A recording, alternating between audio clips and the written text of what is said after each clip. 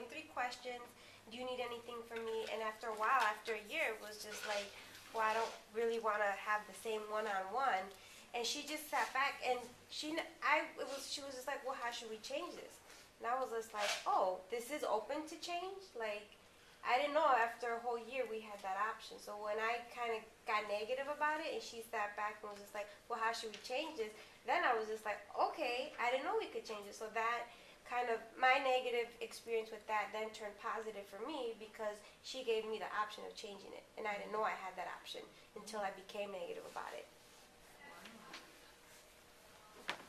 What's another key learning point from that example? What can get us into trouble? Not asking questions. Not asking questions. Assuming that I couldn't change, or we couldn't change that one-on-one time. Limiting our thinking, right? There's an example, I think that's in How People Learn, of that the activity where there's a candle and matches and the little box. Anybody know what I'm talking about? And you present the items one way, and people's thinking kind of goes this way, or they don't know what to do, but all they did differently the second time was take the matches out of the little matchbook, and it was easier then for people. For some reason, that opened up their thinking that I can use these pieces differently, and they came up with a solution faster. So we need to also, I think, be mindful of the limits of our own thinking, and what, in terms of what we do, and how we maybe sometimes box ourselves in unnecessarily. But that is something I'm going to learn that once before I die, I hope. I quit making that mistake. What else about developing a positive attitude?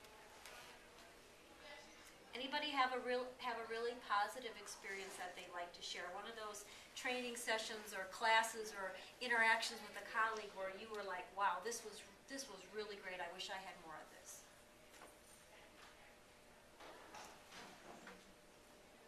Everybody's had really bad experiences. Sticking out more, I guess. That's true. The negatives do tend to stick out more. I don't know, I guess the good one for me is when you can always find value when the trainer is really good on making the connection of the information that they have you need this. So I found it very helpful to me when I can leave a training knowing that the information that was going to give me is valuable, and I'm just not here just to pass time or because I was required to be in this specific training. Okay. So helping to make that bridge in terms of this is why you're here, and this is what's really important. It's how it's going to help you do your job. You know, we're putting more tools in your toolbox, hopefully, right? But in a corporate setting, it might be, here's why you really want to learn how to use this new MRP system, or here's how you really want to learn to use the new patient record-keeping system, right? Okay. Anybody have anything else? Shannon, Rusa, anybody else? Some of my quieter folks?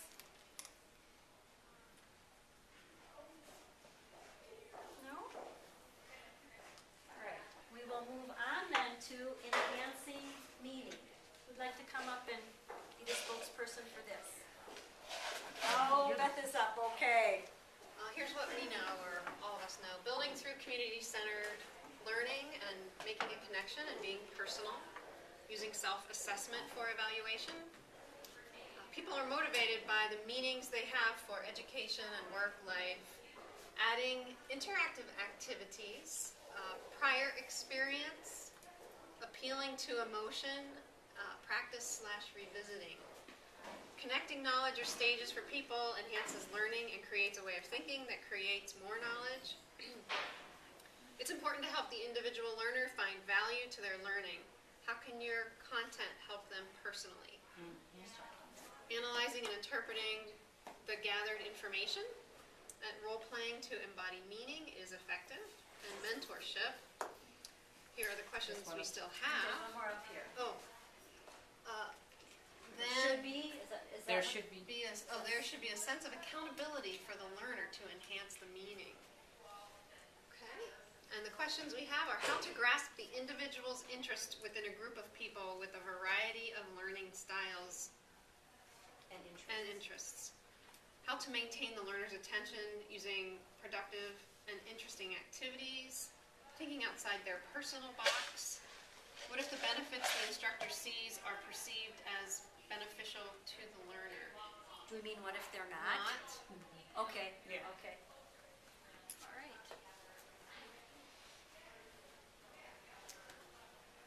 As people who facilitate adult learning, can we, I'm trying to think about the best way to phrase this question.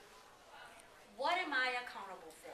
As a facilitator of this class, when it comes to enhancing meaning, what is the facilitator or the instructor accountable for? Having us ask good questions, and apply the questions on our own. So as of, I guess I missed the first part. Oh, having us, empowering us to ask questions. Okay, okay. Make meaning. Make meaning of the material. If we have questions, I guess if we don't understand something, we'd probably tell you about it and Okay. want to know what your response was, and but not only you. I mean, within our small groups, and but I guess your reassurance. Do you know what I Okay. mean? Within our small groups, if we still had questions or.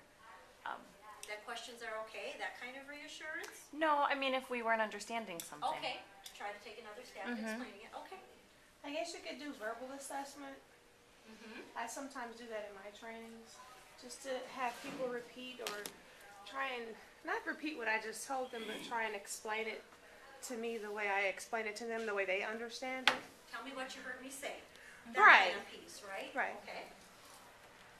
Is that verbal assessment in a way? Mm-hmm.